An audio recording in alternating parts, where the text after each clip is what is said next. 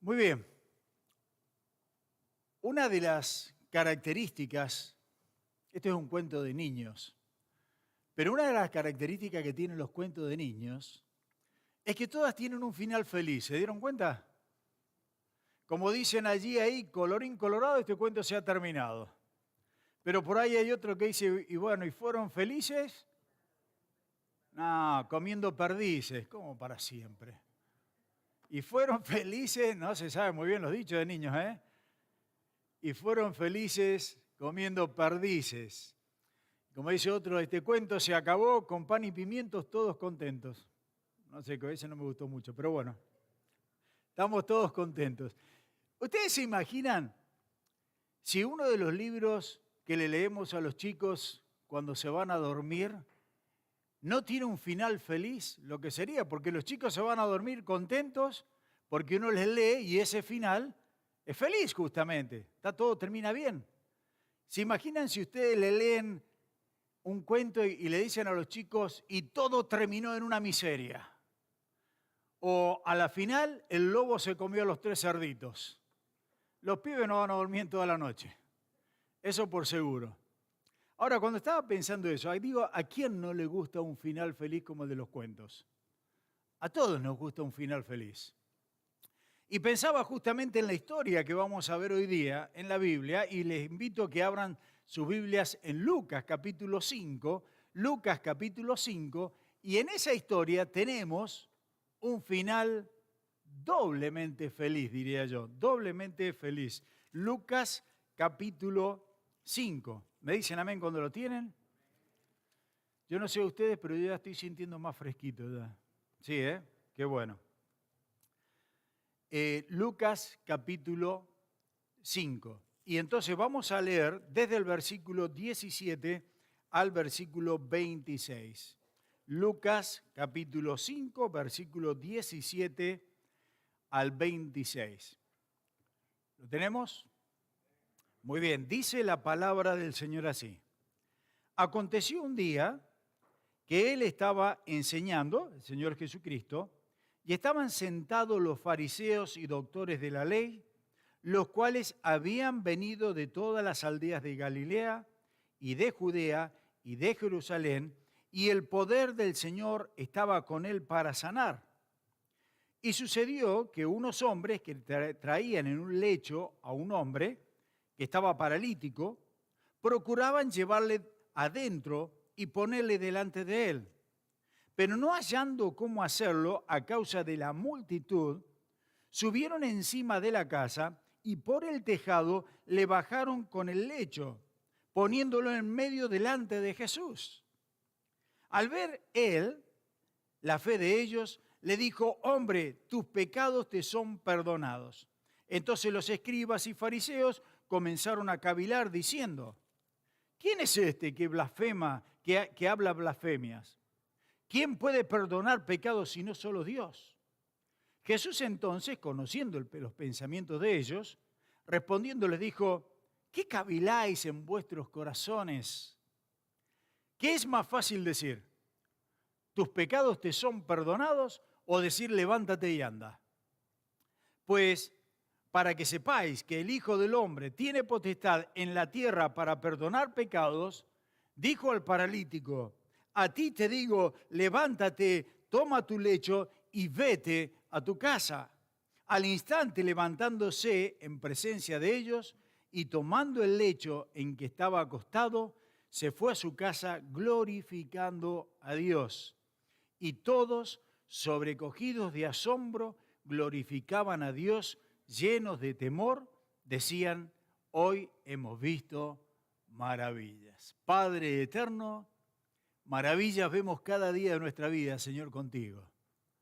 Cómo tú nos cuidas, cómo tú nos amas, cómo tú nos provees, cómo tú, Señor, estás atento a cada una de nuestras necesidades. Y sobre todo a la espiritual, Señor. Gracias por darnos vida eterna en Cristo Jesús.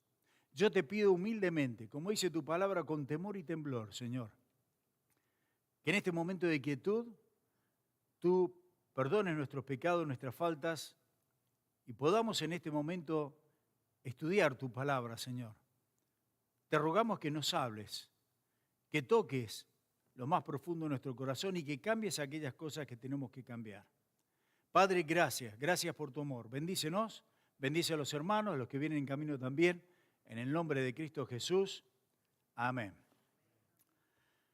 Ahora, Lucas es quien escribe este evangelio, el evangelio del Señor Jesucristo, y Lucas es un doctor.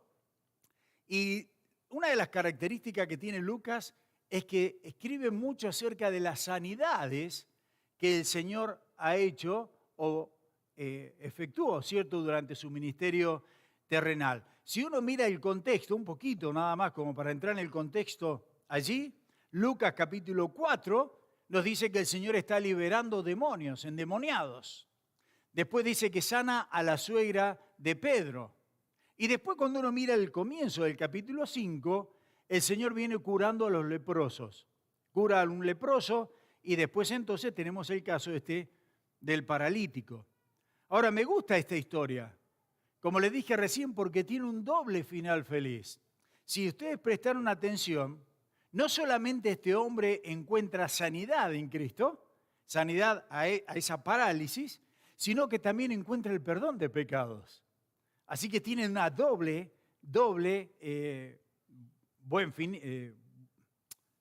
final feliz, a eso quiero decir. Y por supuesto me gusta esta historia también porque tiene este hombre unos amigos envidiables, realmente. Amigos que lo llevan a los pies del Señor. Hacen todo lo posible de una manera increíble, pero presentan a su amigo en necesidad delante del Señor.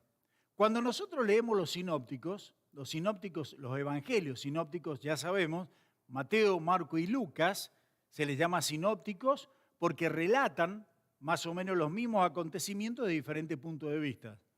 Y es muy importante que cuando ustedes lean un pasaje de un evangelio, traten de mirar ahí la referencia y búsquenlo en los otros evangelios.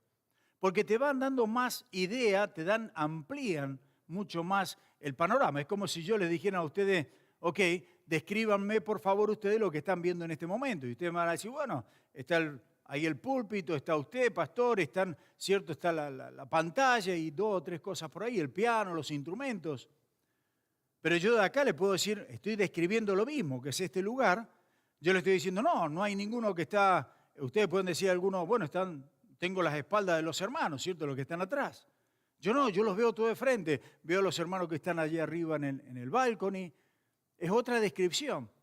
Y tal vez por allá el hermano, el mister, va a decir, bueno, yo los miro de un corner, ¿cierto? Y tengo otra perspectiva. Y eso es lo que hace justamente los evangelios. Uno nos da una perspectiva, otra del mismo acontecimiento. Y entonces cuando leemos todo eso, tenemos un panorama mucho más amplio, mucho más rico. Y vamos a ver detalles de esta historia que, por ejemplo, en Marcos nos da otros detalles que acá Lucas no lo dice. Por eso es tan importante entonces leer todo eso. Ahora, una de las cosas que Marcos justamente nos dice, que este relato ocurrió en la ciudad de Capernaum. Capernaum es el lugar donde el Señor hizo el centro de operaciones de él. ¿Se acuerdan que él creció en Nazaret? Y después entonces el Señor se mueve a Capernaum. Capernaum, no sé si le estaba en el mapa ahí, pero Capernaum está en el noroeste del mar de Galilea. Y entonces ahí el Señor administra durante esos 3 años y medio. Todavía, si van para allá, todavía se ven restos arqueológicos de esa ciudad.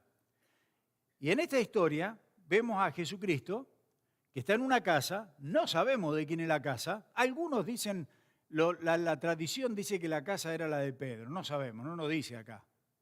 Lo que sí sabemos es que está el Señor en una casa, básicamente está teniendo un estudio bíblico y de repente hay cantidad de gente, venía muchísima gente a verlo al Señor, estaban todos apretados, dice por dentro, por fuera, no había lugar para entrar, gente en la ventana, todos colgados mirando ahí al Señor, escuchando al Señor.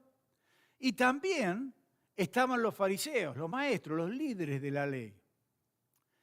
Así que tenemos personas, quiero que se vayan haciendo la idea, el panorama. Tenemos personas que seguían al Señor y personas que estaban en contra del Señor, porque los fariseos, los maestros de la ley, siempre estuvieron en contra del Señor. Siempre buscaron cómo hacerlo caer, cómo hacerlo tropezar, cómo hacerlo que el Señor tuviera cierto compromiso con la ley, y por supuesto que no la tenía. Así que tenemos gente que quería acusarlo al Señor y tenemos gente que estaba a favor del Señor. Ahora, una vez más, los sinópticos nos dicen que el lugar estaba repleto, por dentro y por fuera, tratando de ver al maestro. Y en esa escena entra entonces este paralítico que vamos a estudiar ahora. Ahora, ¿notaron ustedes que lo primero que el Señor hace es perdonar sus pecados? Y después entonces le cura la necesidad que tenía, en este caso era un parálisis. Ahora, algunos teólogos, estaba leyendo bastante de esto, algunos teólogos dicen que el hecho de que el Señor curara o perdonara primero los pecados y después sanara al hombre físicamente, eso se refiere a que la enfermedad de este hombre era causa de un pecado. Entonces el Señor primero perdona el pecado y después entonces sana el parálisis que este hombre tenía. Ahora, permítame aclararle algo con respecto a esa declaración de pecado-enfermedad, si se quiere. Porque la gente en esos días, en los tiempos del Señor Jesucristo y mucho antes también, la gente consideraba que cuando tú te enfermabas era por causa de un pecado. Es decir, que las personas enfermas era porque Dios le mandaba una enfermedad por causa de ese pecado. Nosotros vemos, por ejemplo, el libro de Job, ¿se acuerdan? Job, que tiene esos tres, entre comillas, amigos, y le dicen, ¿cierto? Le estoy cambiando las palabras, parafraseando, pero dice, Job, confesá porque tenés un pecado, por eso es que Dios te ha mandado todo lo que estás pasando. ¿Se dan cuenta? En ese tiempo se pensaba así. Ahora, no solamente en el tiempo de Job, en el tiempo del Señor Jesucristo, todavía los mismos discípulos del Señor pensaban que si tú tenías una enfermedad era un castigo de Dios.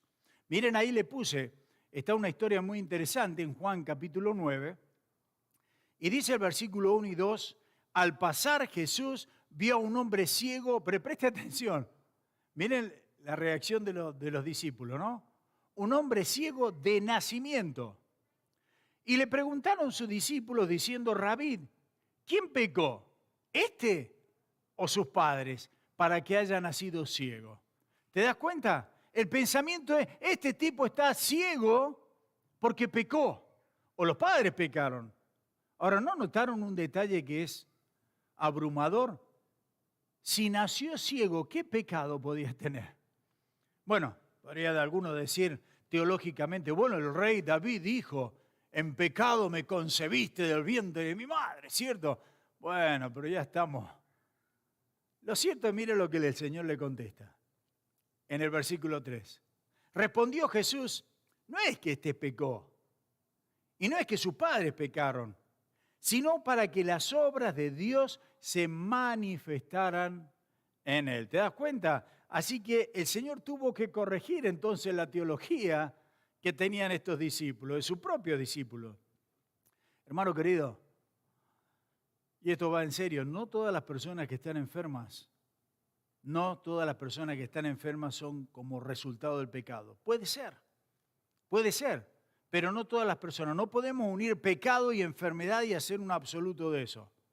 Ahora, por supuesto, si uno tiene una vida promiscua, ¿cierto? Y anda metido por todos lados, bueno, es muy factible, ¿cierto? Que te agarre le llaman ETS. Bueno, en español es ETS, una enfermedad de transmisión sexual. Si yo estoy usando jeringa o esta que se ponen, ¿cierto? Que se drogan y están usadas, es muy factible que me va a dar hepatitis. Si yo me emborracho todos los días, es muy factible que voy a tener problemas entonces con mi hígado, por supuesto que sí. Entonces hay, cierto, una consecuencia de esos pecados que me puede llevar entonces a una enfermedad, producto de ese mismo pecado. Así que por eso es que es tan importante vivir sanamente. El mismo David dijo ahí en Salmo 38:3, nada hay sano en mi carne a causa de tu ira, ni hay paz en mis huesos a causa de mi pecado. ¿Te das cuenta? Así que cuidado con decir que las enfermedades de alguien es por causa del pecado, producto del pecado. Lo que sí podemos afirmar, que todas las enfermedades son por causa de un mundo caído, de un mundo lleno de pecado. Porque si nos transmitimos, ¿cierto? Nos llevamos, nos trasladamos a la época de Adán y Eva, no habían enfermedades, estaban en perfecta condición delante de Dios. Fue cuando pecó que Dios los destituye de su presencia, y ahí entonces cuando empiezan a sufrir, bueno, no solamente la enfermedad, sino la muerte física y espiritual. Así que tenemos que tener mucho cuidado con eso, porque he escuchado por ahí algunos decir, esta persona, y no voy a decir la enfermedad, pero esta persona está enferma por causa del pecado. Y ni siquiera saben, ni siquiera saben. Es una teología errónea. La gente se enferma porque vivimos en un mundo caído, así de fácil. La gente se enferma porque estamos, ¿cierto?, en un mundo que está pagando las consecuencias del pecado. Ahora, déjame decirte algo, para no dejarlos tristes con esto. Lo hermoso del cielo es que no vamos a tener enfermedad. Lo hermoso del cielo es que no va a haber dolor, no va a haber llantos, no va a haber lágrimas, no va a haber muerte, por supuesto. Y ahí eso es lo que el Señor nos tiene ahí todo, ¿cierto?, nuevo, ese cielo donde vamos a disfrutar realmente de todo eso, pero sobre todo de la presencia de Dios. Pero acá, mientras estemos acá, la gente se va a enfermar. Nosotros nos vamos a enfermar. Ahora, ustedes saben que yo soy una persona muy simple. No me gusta dar muchas vueltas y me gusta ser directo. Nosotros que estamos acá, a no ser que venga el Señor, y estoy orando para que el Señor venga pronto, y es bíblico orar, porque la iglesia dice ahí en Apocalipsis 21, ven Señor Jesús, y la iglesia dice amén. Así que ore para que el Señor venga pronto. Si el Señor no viene y nosotros tenemos que partir, bueno, vamos a partir por causa de la última enfermedad que Dios nos dé. ¿Te has puesto a pensar eso?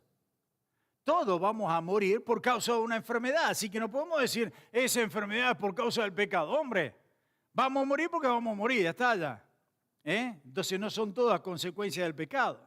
Ahora, si bien es cierto, uno puede decir, bueno, ¿cómo es el pecado que ha contaminado todo? Que el Señor Jesucristo, al menos tengo los relatos bíblicos, no sé si hay otro por ahí que se me haya escapado, pero al menos 3 veces el Señor obró el milagro, ¿cierto?, de la resurrección, que terminó con la enfermedad de esa persona, con la muerte de esa persona y la resucitó. ¿Se acuerdan? Lázaro, el más conocido, después de 4 días de estar en la tumba.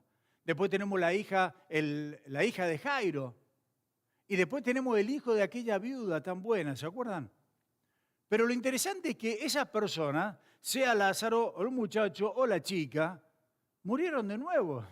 Se habrán enfermado de nuevo y por alguna causa murieron. No anda Lázaro dando vuelta por acá por Hamilton. Al menos yo no lo he visto, qué sé yo.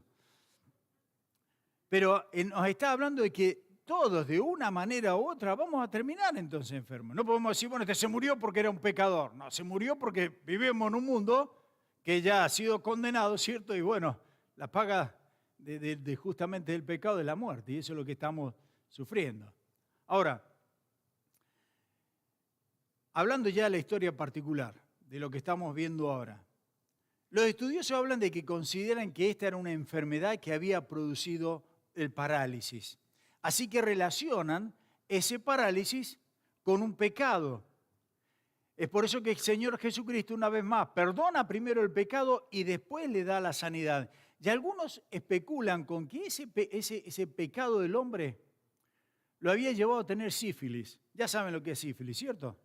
Una enfermedad que se transmite sexualmente. ¿Qué pasa? Que cuando la sífilis no se trata correctamente y cuando ya llega a un grado, ¿cierto?, un stage más grande, más avanzado, dice ahí que afecta a tu cerebro. Y entonces esa infección afecta a tu cerebro, tiene un desorden neurológico, impacta el sistema nervioso, por lo tanto impacta también a los ojos. Y entonces da ceguera a las personas, lo que se le llama ahí sífilis ocular, te produce severos dolores de cabeza y afecta al cerebro de tal manera que afecta a tu sistema nervioso y produce esa parálisis llamada neurosífilis. Ahora, no es porque sea doctor pero estuve mirando ahí, según lo que habla el Instituto Nacional de Desorden Neurológico y el ACB. Eso es lo que saqué esa información. Es por eso que algunos piensan que este hombre lo que tenía era ese parálisis como resultado de una vida promiscua, desordenada. Por eso el Señor primero lo perdona a él. Ahora, por favor, miren una vez más, y es importantísimo, que miren el orden de la Biblia. Siempre que la Biblia habla en orden. Nunca habla todo mezclado, sino Dios tiene siempre un orden. Y noten que el hombre estaba sufriendo el parálisis y acá los amigos lo llevan a Cristo y lo primero que hace una vez más el Señor es perdonar sus pecados, en vez de curar primero la parte física. Y eso me lleva al primer punto. Y el primer punto es que Dios se interesa más en la sanidad espiritual mía que en la sanidad física. Y se los voy a decir de nuevo. Dios se preocupa más y le interesa más la sanidad espiritual mía que la parte física. Nosotros generalmente pensamos, no, nosotros queremos la parte física, ¿cierto? Y queremos que Dios nos sane, ¿cierto? Eso es lo que buscamos siempre. Porque nosotros estamos muy interesados en la sanidad física. Pero Dios está más interesado en la eternidad nuestra que en la sanidad temporal o terrenal nuestra. ¿Se imaginan si el Señor Jesucristo hubiese sanado a este hombre solamente de la enfermedad? ¿Solamente del parálisis? Hubiese muerto y se acabó el hombre. Hubiese sido solamente por un tiempo, solamente un tiempito más, estirándole un poquito más la vida, nada más. Y esa es la gran perspectiva de Dios, que a Dios no le interesa tanto el tiempo acá, sino que estemos con Él por toda la eternidad. Y cuando alguien, por ejemplo, me pide, pastor, ¿puede orar? Ha venido mucha gente que no, y a ustedes les pasa eso seguramente, gente que no son creyentes y te dicen, ¿podés orar por mí, por favor? Algunos te dicen, yo sé que vos estás más cerca de Dios. Estoy tan cerca que lo tengo dentro mío, ¿no? Pero bueno. O yo sé que eres una persona religiosa, ¿podés orar por mí? A mí me pone contento poder orar, no me malentiendan eso. Y nos gusta orar. Y nos gusta interceder por la persona. Pero cuando yo la persona no la conozco, lo primero que hago le pregunto, ¿conoces al Señor?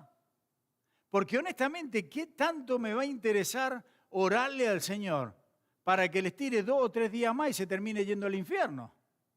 Lo que más me interesa es que conozca al Señor, que sea la enfermedad que sea, saber que la persona está segura, que tenga la paz del Señor en su corazón. Y Dios está más interesado en tu alma que en la parte física. Esa es la parte principal.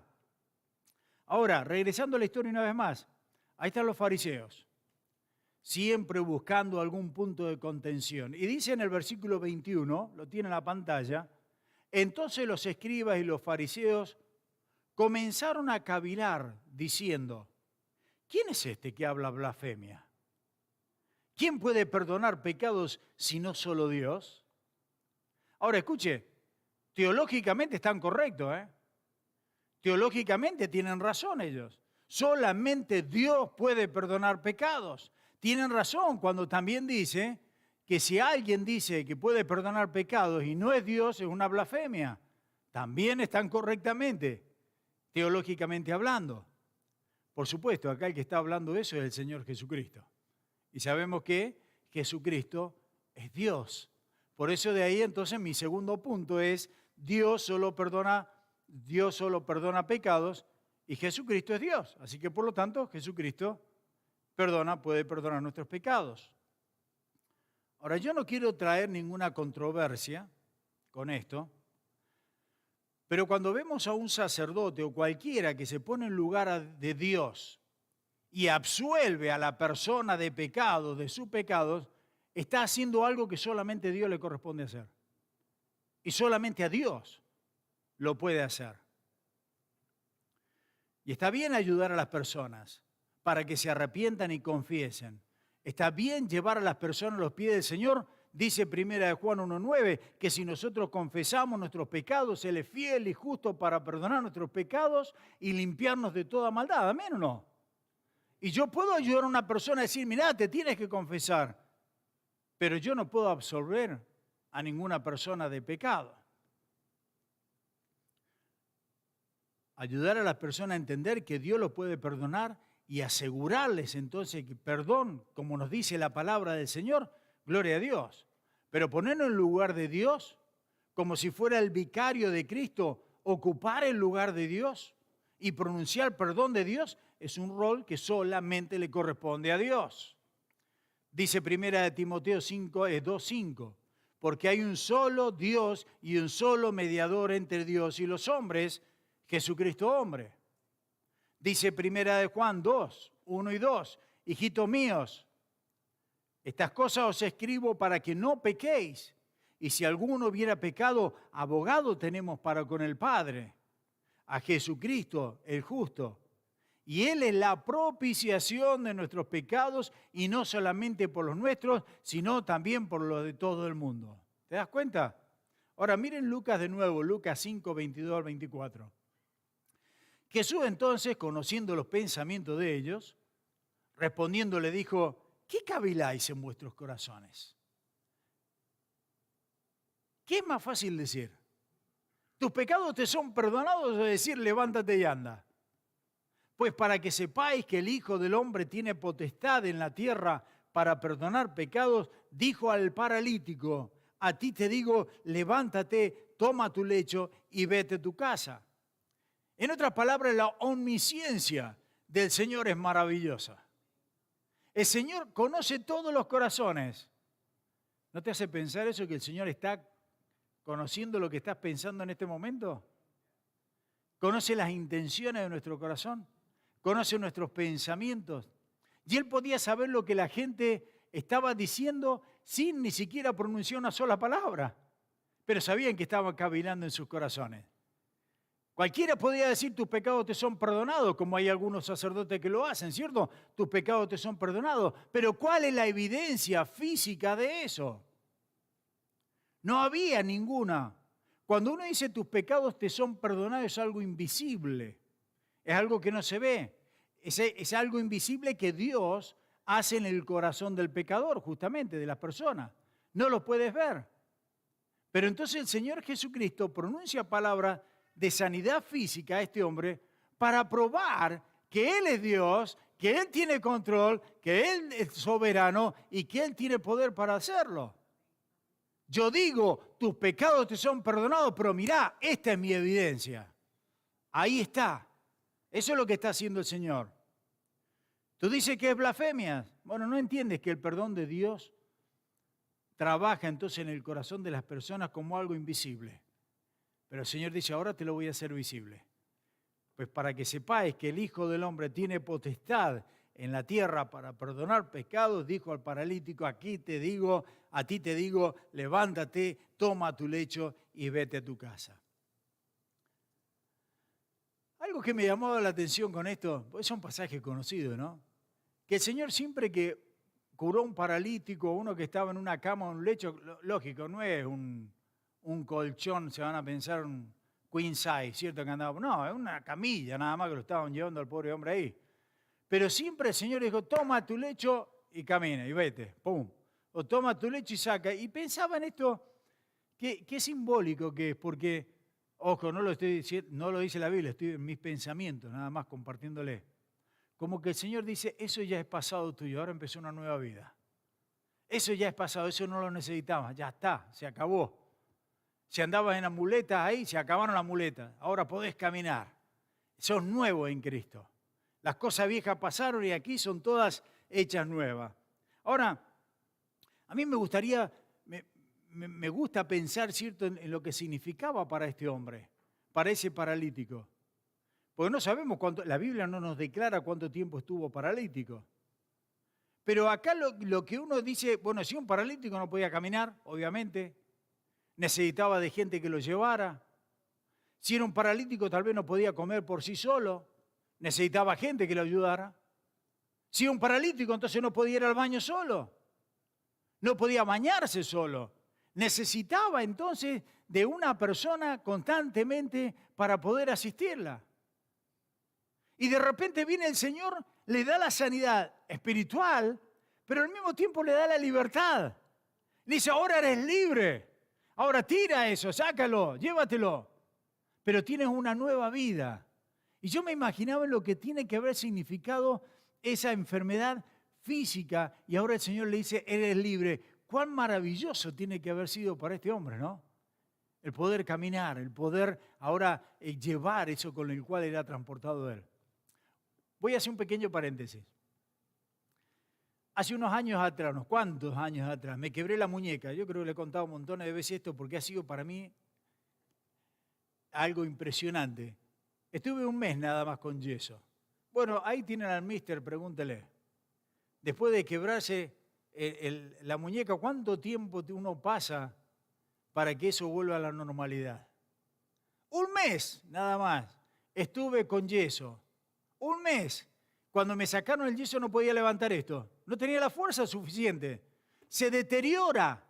Los músculos se deterioran, no sirven para nada. Un mes. Yo me imagino un tipo que estaba en la camilla, un tipo paralítico, digamos de 5, 6 años, 10 años. Este tipo llevaba mucho más, sin duda. ¿Cómo obra la sanidad del Señor en una manera instantánea para que esos músculos ahora estén fuertes? Para que Él pueda caminar, para valerse de sí mismo. Es maravilloso el milagro eso. Es maravilloso realmente. Y eso es lo que me lleva al tercer punto. Que Dios todavía continúa actuando o todavía continúa sanando. Pero Dios sana tal vez no de la manera en que nosotros queremos o querramos. En el libro de Hechos, Hechos tiene 28 capítulos. De los 28 capítulos, desde el primero al último, más o menos transcurren 30 años. El libro de Hechos tiene 30 años más o menos, ¿cierto? Desde el primero hasta el último capítulo, 28. En esos 30 años aparecen 30 milagros, al menos los conté, coincidencia o no, aparece uno más o menos por año, digamos, ahí. Y a mí me gusta pensar, ¿cierto?, en los milagros, cuando veo los milagros que el Señor, me gusta pensar, ¿cierto?, en cómo verlo al Señor actuar, ¿cierto?, y de tal manera que la persona que era paralítica de repente camina. Que el sordo que había nacido sordo de repente ahora te escucha. ¿Vieron los videos esos cuando le ponen a los chicos que nunca han visto, o le ponen los audífonos y nunca han escuchado y lo escuchan por primera vez? ¿Cómo le brillan los ojitos? ¿Cómo le brilla la cara? Y uno se pone... Yo me pongo a llorar porque me emociona verlo, ¿cierto? La reacción de la criatura. ¿Te imaginas el poder ver constantemente como los discípulos esa maravilla que hacía el Señor en cada momento? Tiene que haber sido realmente espectacular. Esa sanidad del Señor. Y el Señor puede contestar de tres maneras. O obra milagrosamente, u obra médicamente, u obra eternalmente. A ver, ¿cómo es eso? Bueno, milagrosamente. Dios obra milagros y Dios lo hace en la actualidad. Yo sé que muchos de ustedes todos somos un milagro del Señor, pero muchos de ustedes yo he visto cómo Dios ha obrado en una manera milagrosa. Por eso debemos orar sin cesar para que el Señor obre si es necesario milagros. Pero muchas veces el Señor obra milagros y otras veces no. Y el desafío es entender teológicamente lo que es la soberanía de Dios. Cuando uno va a Juan capítulo 5, no lo busquen, pero ahí está el paralítico de Betesda. ¿Se acuerdan? Ese relato. Impresionante, porque allí nos dice que había un estanque de agua donde estaba todo rodeado de paralíticos, no paralíticos, de enfermos, de ciegos, de sordos, de todo ahí, ¿cierto? Estaban todos rodeados. Dice que de vez en cuando venía el ángel del Señor y movía las aguas. Y entonces cuando el ángel del Señor movía las aguas, el primero que se largaba ahí de cabeza, no sé si de cabeza o de pie, pero se largaba ahí, era sanado de una manera milagrosa. De repente aparece el Señor. Y aparece el Señor y hay un paralítico.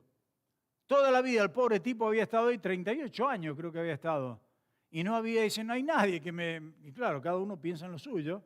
Nadie le da una mano al pobre tipo. Ahora, el pensamiento estaba lleno de enfermos. El Señor solamente sana a uno, al paralítico.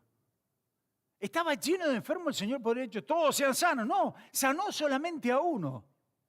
Cuando estaban tan llenos ahí. Bueno, ¿por qué? Bueno, tengo que entender que Dios es un Dios soberano, que Dios hace las cosas como a Él le placen. Pero hay una cosa que tengo que estar seguro, que todo lo que hace Dios es para nuestro bien. Nunca dudes del Señor. Nunca dudes del amor y la misericordia del Señor.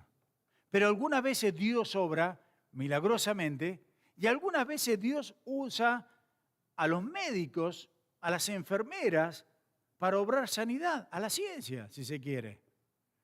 Y yo tengo un gran respeto, y siempre se lo he dicho, tengo un gran respeto por los doctores y por las enfermeras por el trabajo que hacen. Y yo sé que han obrado y Dios sigue obrando sanidad. ¿Y cuántas veces la lista de enfermos que tenemos todos los miércoles, no pedimos sanidad para cada uno de ellos? Y que el Señor obre sanidad. Bueno, a veces lo hace milagrosamente y a veces a través de la medicina. Miren en Hechos capítulo 28. Hay un caso muy interesante. Hechos capítulo 28 que une los dos. El de obrar milagrosamente y el obrar a través de la medicina. Hechos capítulo 28, al final ya de Hechos, versículos 8 y 9.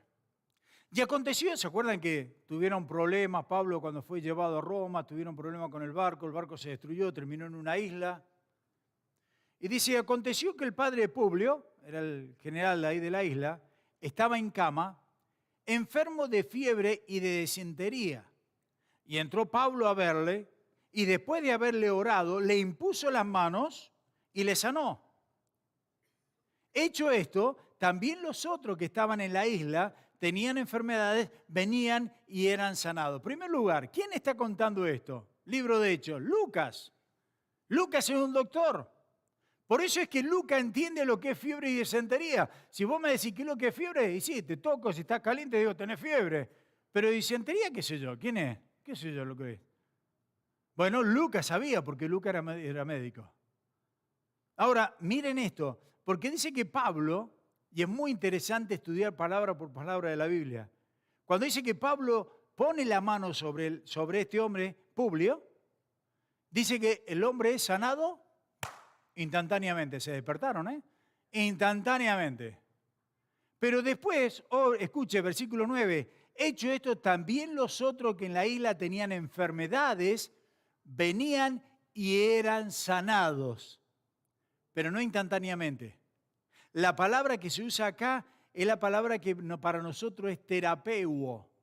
Uno es sanidad instantánea. El otro que venían todos a verlo eran sanidad terapeuo, donde viene la palabra terapia. Eran sanados por una terapia que les daba entonces el médico, quien era Lucas. ¿Se entiende? Dios a veces obra milagros de manera instantánea y hay veces que Dios obra milagros a través de un tratamiento, a través de los médicos. Y es increíble eso.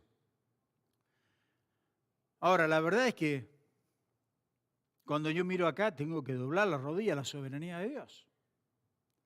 ¿Saben quién es Joni Eareckson Tada?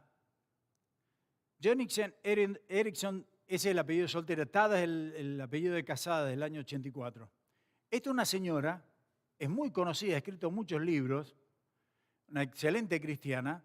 Y ella, ¿qué pasó? Que a los 17 años era atleta, se tiró en la piscina, pegó en el fondo y se quebró acá una de las vértebras en el cuello y quedó paralítica.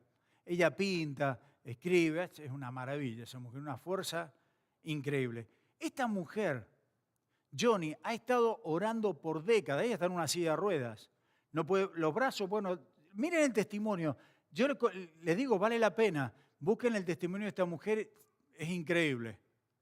Y entonces ella mueve un poquito los brazos, tiene unos soportes ahí y todo eso, ¿no? Pero esta mujer en el 2010, aparte de eso, ella tiene 74 años ahora. En el 2010 tuvo breast cancer y sobrevivió a eso. Durante el COVID tuvo COVID también y sobrevivió al COVID. Y una mujer espectacular, pero lo que quería compartirles es algo que le dijo un amigo a ella. Palabras que tocaron mi corazón esta semana. y quiero compartirla con ustedes. El amigo se llama Steve Estes. Lo ven en el testimonio, lo que estoy sacando le he sacado el testimonio de ella, nada más. Dice, este amigo le dijo estas palabras. Escuche, algunas veces Dios permite lo que odia para cumplir con lo que ama. ¿Escuchó? Algunas veces Dios permite lo que odia para cumplir con lo que ama. Y esta mujer lo explica, que se te corren las lágrimas, lo explica de una manera increíble. Dios odia verte sufrir, hermano querido. Dios odia vernos sufrir, pero muchas veces usa, como ella misma dice de su testimonio, usa ese sufrimiento para que tú te acerques al Señor. Dios odió el pecado y Dios odia el pecado. ¿Ustedes se creen que a Dios le gustó ver a su hijo clavado, hecho maldito por ti y por mí en una cruz? Dios odia eso. Pero lo hizo, ¿por qué? Para darte salvación a ti y a mí. Por eso me encanta esa palabra. Algunas veces Dios permite lo que odia para cumplir con lo que ama. Me encantó esa palabra realmente. Y esta mujer declara que su sufrimiento, miren cuántos años lleva, 50, 60 años en la silla de ruedas. Y ella dice, el sufrimiento es el mejor regalo que Dios me ha dado. Porque ha sido cuando más me he unido al Señor. Y yo, si dejo mi mente revisar ahí en el baúl de los recuerdos, me acuerdo de muchos hermanos que ya partieron a la presencia del Señor. Y me dijeron que en el tiempo justamente, que en el tiempo donde más mal estuvieron, es cuando mejor estaban con el Señor. Mientras más sufrieron y pruebas pasaron, ahí estaban más cerca del Señor. Y uno dice, ¡wow! Pero gloria a Dios por eso. Gloria a Dios por eso. Algunas veces Dios permite lo que odia para cumplir con lo que ama. Pero vamos a ver entonces, bueno, y el tercero, les dije, me estoy olvidando del tercero. Algunas veces Dios obra milagrosamente, algunas veces Dios obra a través de la medicina, médicamente, pero algunas veces Dios dice, vamos para casa, y no lo entendemos. Pero de una u otra manera, Dios obra. Y si nos vamos para casa, ¿qué mejor estamos? Allá no vamos a tener dolor. Allá no va a haber sufrimiento, no va a haber lágrimas. El problema somos nosotros que quedamos acá. Pero la persona está mucho mejor. Así que Dios obra esa sanidad. Milagrosamente, médicamente, y cuando dice vamos a casa. Pero entonces vamos al último punto. El Evangelio de Marcos nos dice específicamente, ¿se acuerdan los detalles diferentes que nos dan los evangelios? Bueno, Marcos nos dice que eran 4 hombres, 4 amigos, tratando de llevar a su amigo paralítico a ver entonces al Señor Jesús, pero la casa dice que estaba full, la casa estaba llena, no había lugar. Entonces, a mí me encanta la imaginación, ¿cierto? La picardía de esta gente. Agarraron y rompieron el techo, no son techos como estos, por supuesto, pero abrieron un agujero y lo bajaron por ahí. El que no tiene que haber estado muy contento es el dueño de la casa. Le dejaron, se imaginan, no sé de qué manera lo bajaron, si paradito, más o menos, pero si lo bajaron bien acostado, bien grande que tiene que haber sido el agujero ese, ¿no? Pero lo bajan los amigos para que este hombre tenga entonces la sanidad, el contacto, esa relación con Cristo. Mire versículo 20, Lucas 5:20. Al ver, y preste atención acá porque acá hay un puntazo también, al ver la fe de ellos, le dijo al hombre, hombre, tus pecados te son perdonados. Y me gusta, porque el Señor no vio la fe del paralítico, vio la fe de ellos. Y esto nos enseña una gran cosa a nosotros. Los amigos ayudan a los amigos a encontrar a Cristo. Y anótelo bien eso. Los amigos, los verdaderos amigos, ayudan a los amigos a llevar a los pies de Cristo, a conocer a Cristo. Ahora, no quiero decir, ojo con esto, no quiero decir que las personas pueden ser salvas por tu fe. No, la salvación es personal. Yo tengo la fe, mi fe, dada por el Señor, que viene por el oír y el oír de la palabra del Señor, es lo que a mí me va a salvar, ¿cierto? La fe en el Señor. Mi fe no les va a salvar a ustedes. Acá no lo dice la Escritura y no lo estoy diciendo yo, no me malentienda. Pero muchas veces Dios administra sanidad u obra a través de la fe de otros en una tercera persona, como en este caso. Yo me preguntaba, ¿habrá tenido este tipo, este paralítico, habrá tenido mucha fe, poca fe, según la condición que él tenía? Porque muchos dicen, no, tienes que tener fe para... Sí, es cierto, hay que tener fe, por supuesto. Pero el Señor muchas veces obró sin tener fe. ¿Se acuerdan cuando fue al templo llamada La Hermosa? Creo que era el templo de la Hermosa.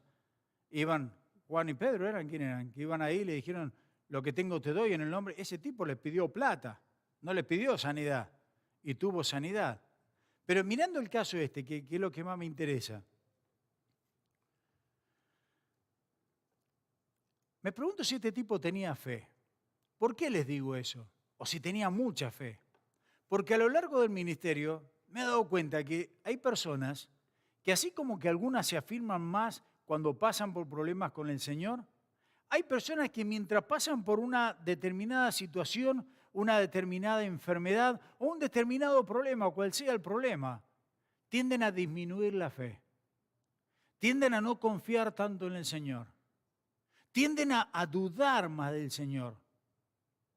Y lo que me encanta de esta historia es recordar que si tu fe, debido al problema que estés pasando, por la enfermedad que estés pasando, la circunstancia que estés pasando, se te ha disminuido, si se quiere decir de alguna manera, qué bueno es poder tener amigos a tu lado que oren por ti, amigos a tu lado que estén intercediendo por ti. Y lo que hace acá el Señor Jesucristo es honrar la fe de los amigos y obrar en esta persona. ¿Se dieron cuenta? Y Dios puede hacer eso, y Dios hace eso. Por eso es tan importante que nosotros como creyentes oremos siempre por las demás personas. Oremos por la necesidad de las personas, porque si ellas tal vez no tienen tanta fe, pero tu fe va a obrar en ellos también. Dios va a honrar esa fe. Déjame preguntarte, estos cuatro hombres son un ejemplo realmente tremendo de hombres que se preocupan por sus amigos, haciendo lo posible para llevar a sus amigos a Cristo. Déjame preguntarte, ¿qué esfuerzo estás haciendo para llevar a tus amigos a Cristo? ¿Qué esfuerzo estás haciendo para llevar a tus vecinos a Cristo? ¿Qué esfuerzo estás haciendo para llevar a tu familia a Cristo? ¿Cuánto nos importa realmente la salvación de las demás personas, no? Yo quiero terminar recordando 3 puntos importantes. Dios obra milagrosamente, Dios obra médicamente y muchas veces Dios dice, vamos para casa. No te olvides de eso. Te voy a contar una historia, un caso que pasó.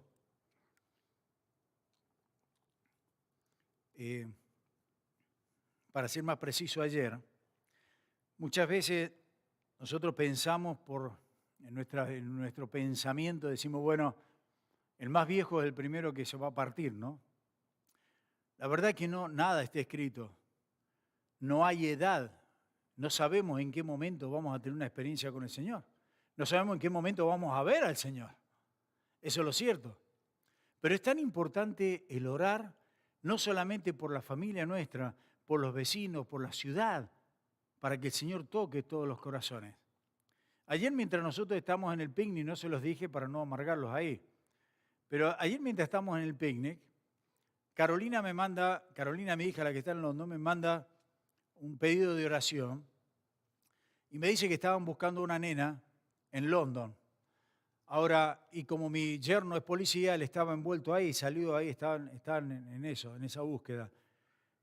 Una mamá tenía una criatura de 6, 7 años, una nena, y está en la orilla del río, y de repente la nena no sabe nadar y la madre tampoco. No sé bien todavía cómo es el asunto, pero la cuestión es que la nena se cae al agua y la mamá no sabía nadar. Y por el otro lado ve que las otras 2 criaturas de ella se van al agua también. Entonces salió corriendo y agarró a estos 2, pero esta otra desapareció. Y he pensado, digo, y la están buscando. De nuevo, no sé, están los helicópteros buscándola por todos lados. No sé, oremos. Pero yo digo, la importancia y la responsabilidad que nosotros tenemos, ¿no?